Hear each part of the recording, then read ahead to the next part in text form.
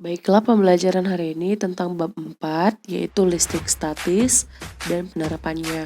Video berikut akan menjelaskan sebagian pembelajaran kita.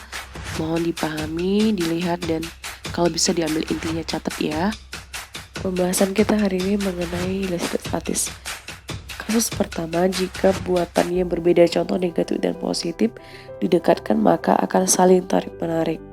Nah, kasus kedua, jika kedua muatannya itu sama, misalnya positif-positif, didekatkan maka keduanya akan tolak-menolak.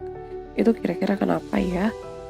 Nah, di sini kita akan membahas yang namanya konsep dari listrik statis. Oke.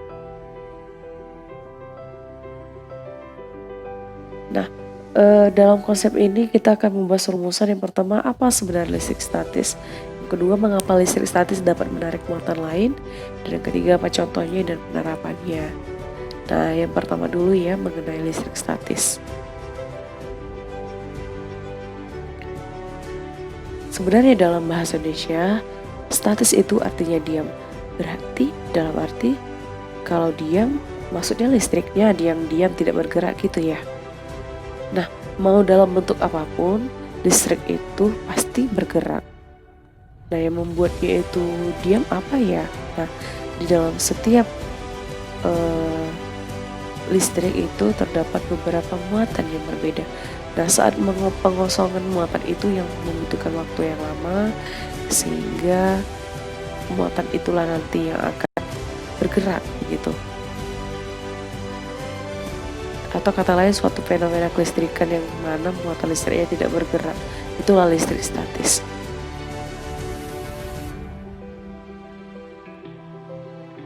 Dan muatannya nggak akan berpindah selama tidak ada daya yang dapat memindahkannya, dalam arti muatannya akan tetap diam.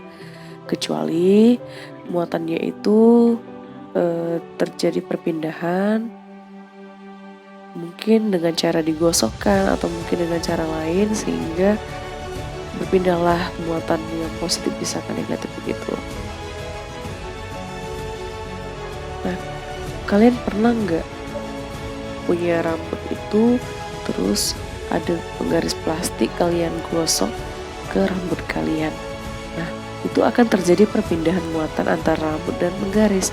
Nah, lalu nanti racikan kertas itu kalian buat di atas kertas, racikan kertas dia buat di atas sisir, maka terjadilah tarik menarik. Itu bukan magnet ya, tapi listrik. Nah, di dalam muatan itu terdiri dari elektron, proton, dan neutron. Nah, setiap muatan itu yang terdiri dari proton, neutron, elektron, di dalam muatan itu nanti ada proton dan neutron, dan yang mengelilinginya itu adalah elektron.